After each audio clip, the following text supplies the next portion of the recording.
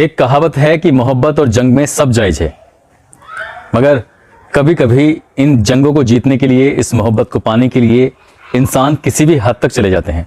आज की कहानी में भी कुछ ऐसा ही होता है। किसी शायर ने लिखा है कि यूं तो गिरने के लाख मुकाम होते हैं, ये क्या किया कि खुद की नजरों से गिर गए। कहानी ही कुछ ऐसी है कि जो किरदार है वो खुद की नजरों से गिर जाता है और जमाने वाले उस पर थू थू करते हैं। आदाब, नमस्कार, सत श्री अकाल। मैं उस्मान सैफी। आज की जो सच्ची घटना मैं आपको सुनाने जा रहा हूँ, ये सच्ची घटना है बिहार प्रदेश के ज़िला मधेपुरा की। ज़िले मधेपुरा का एक थाना है सिंहेश्वर, और इसी थाना क्षेत्र का एक गांव लगता है। एक गांव की रहने वाली एक महिला का नाम, जिसकी उम्र लगभग 45 साल के आसपास।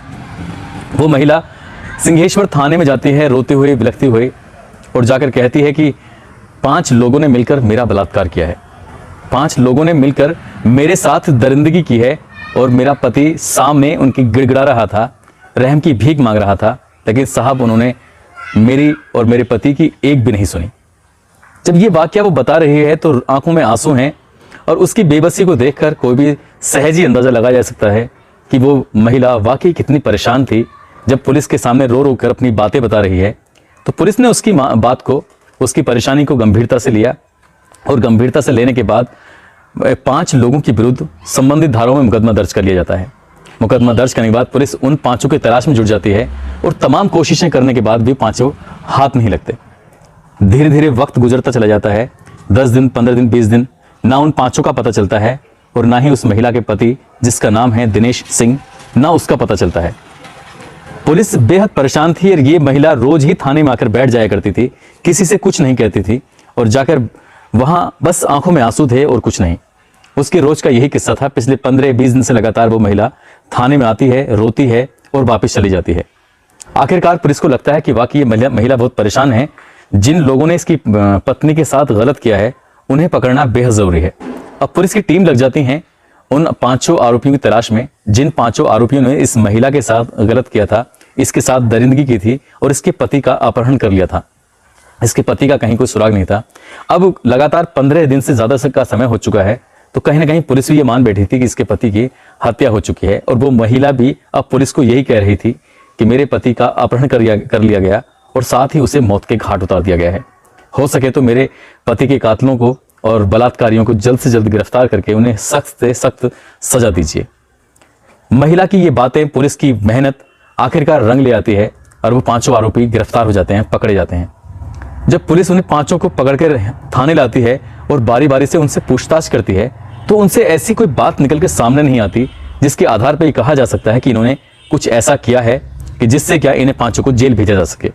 हालांकि महिला का मेडिकल परीक्षण भी कराया गया था, वहां से भी लगभग बताया यह जा रहा है कि पॉजिटिव रिपोर्ट आई थी। साथ ही इसके पति की तलाश की जाती है, लेकिन पति मिल नहीं रहा है। अब पुलिस के लिए सिर्फ एक ही बात थी कि आखिरकार इसका पति है तो कहां है, उसको किस हाल में इन लोगों ने छोड़ा है। दिन धीरे धीरे आगे बढ़ते हैं, और उस 5 लोगों से फिर पूछताछ की जाती है। जब भी उनसे पूछताछ की जाती थी तब उनको टॉर्चर किया जाता था, उनको मारा जाता था, उनके साथ सख्ती की जाती थी ताकि सच सामने आ सके। मगर तमाम सख्ती के बाद भी, तमाम कोशिशों के बाद भी पुलिस को सफलता मिल ही नहीं पा रही थी। ऐसी कोई बात सामने आ ही नहीं पा रही थी जिससे ये कहा जा सके कि इसकी महिला के पति की हत्या हो चुकी है, मगर पति सामने नहीं है। ऐसी कंडीशन में उधर महिला रोज की मर्रा की तरह थाने में आती है, और थाने में आने के बाद बस एक ही काम था कि मेरे पति को इन लोगों ने मारा है, इनको जेल भेज दीजिए। जब पुलिस इस मामले को गंभीरता से, अब धीरे धीरे जब वक्त आगे बढ़ता है तो पुलिस की जांच प्रणाली भी थोड़ी थोड़ी ठंडी होने लगती है, लेकिन इस महिला ने हिम्मत नहीं हारी, और साथ ही इसने एसएसपी से लेकर आईजी, डीआईजी, डीजीपी, पीएमओ, मुख्यमंत्री, तमाम वो दरवाजे खटखटाए। तमाम मंत्रियों के पास, तमाम विधायकों के पास, स्थानीय नेताओं के पास, स्थानीय रसूखदार व्यक्तियों के पास वो महिला जाती थी, गिड़गिड़ाते हुए अपने पति के कातिलों को जेल भेजने की बात करती थी। जब वक्त आगे बढ़ रहा है और जैसे जैसे सिफारिश लगती थी, वैसे वैसे ऊपर से दबाव भी बनता था पुलिस पर। पुलिस फिर उन्हें हिरासत में लेती थी और पूछताछ करती थी, मगर कब 1 महीना, 2 महीने का वक्त गुजर जाता है पता ही नहीं चलता है। वक्त फिर आगे चल रहा है, और वो महिला अपने पति के कातिलों को सजा दिलवाने के लिए तमाम कोशिशें कर रही है, मगर अभी तक लगभग 2.5 महीने के बाद भी कोई सफलता हाथ नहीं लगती है। ऐसी कंडीशन में वो पांचों लोग भी बेइंतहा परेशान थे, क्योंकि पुलिस उन्हें आए दिन टॉर्चर करती थी, आए दिन परेशान करती थी, उनसे पूछताछ करती थी। ऐसे में ना उनके घर का काम चल रहा है, जो भी उनके बिजनेस था, उनका घर का काम था, नौकरी थी, वो छूटती चली जा रही थी। साथ ही आसपास के लोग भी उन्हें हीन भावना से देखने लगे थे। हालांकि वो काम पे जरूर जाते थे, मगर उन्हें लोग कातिलों के नाम से बुलाया करते थे। वो इतना परेशान हो चुके थे मानसिक रूप से कि आखिर करें तो क्या करें। पांचों के पांचों ने मिलकर एक बार फिर से मुलाकात की और मुलाकात करने के बाद कहा, एक दूसरे से पूछा कि क्या तुमने दिनेश को मारा है। पांचों ने जब एक दूसरे से सवाल किए तो पांचों की तरफ से भी वही जवाब आया जो जवाब उसने अभी तक पुलिस को दिया था कि हमने दिनेश को नहीं मारा है।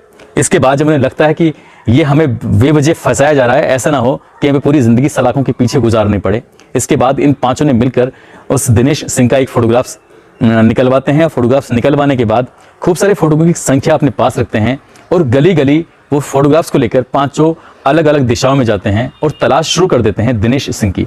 पत्नी थाने में जाकर पति की कातिलों की मांग करती है, जबकि ये पांचों जो होते हैं ये सीधे पांचों अलग अलग मोहल्ले, अलग अलग गलियों, सड़कों, बाजार, बस स्टॉप, रेलवे स्टेशन, ऐसी आसपास की कोई जगह नहीं छोड़ते हैं जहां जहां दिनेश को तलाशा नहीं गया था। साथ ही ऐसी कोई रिश्तेदारी नहीं बची थी जहां दिनेश को तलाशा नहीं गया था। जब ये लोग उसको तलाशने की कोशिश कर रहे हैं तो किसी ने बताया कि वो लगभग कई महीने पहले या कई वर्ष पहले वो नेपाल में भी रहा था। किसी के यहाँ जहां भी वो नेपाल में रहा था, लगभग 362 किलोमीटर दूर इस घटना स्थल से वो सीधा नेपाल पहुंचते हैं और वहां भी फोटोग्राफ्स लेकर दिखाते हैं कि क्या तुमने दिनेश को देखा है। जहां भी जाते थे वहां से बस एक ही सवाल था कि हमने नहीं देखा है। ये पांचों लोग इत्तेफाक से एक घर में फिर आते हैं, फिर पड़ताल करते हैं, पास बातचीत करते हैं कि आखिर करें तो क्या करें। उसकी कहीं कोई खोज खबर नहीं मिल रही है।